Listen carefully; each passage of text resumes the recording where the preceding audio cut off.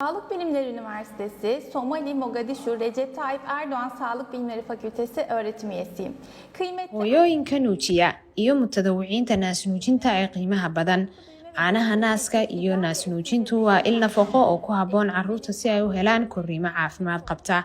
Waa mid aan muran ka taagnayn faa'iidooyinka ay naasnuujintu u leedahay caafimaadka hooyada, ilmaha, qoyska iyo bulshadaba. Hay'adda Caafimaadka Adduunka iyo UNICEF waxa ay ku talinayaan in dhallaanka la siiyo caanaha naaska oo keliya 6 bilood ee ugu horeysa, kadibna ay u sii wadaan naasnuujinta iyadoo la raacinayo cuntooyinka dheeraadka ah ilaa 2 sano ama ka badan. Iyadoo ay taasi jirto ayaa daraasado la sameeyay waxa ay muujinayaan in heerka naasnuujinta adduunka uusan gaadhin heerkii la rabay, waxaana ay tilmaamayaan in hooyooyinku ay u baahan yihiin in si weyn looga taageero naasnuujinta. Hooyooyinku waxay u baahan yihiin taageero firfircoon xagga naasnuujinta, sidaa darteed la talin iyo taageero joogto ah ayaa loo baahan yahay laga bilaabo xilliga uurka si looga caawiyo hooyooyinka sii joogtaynta naasnuujinta.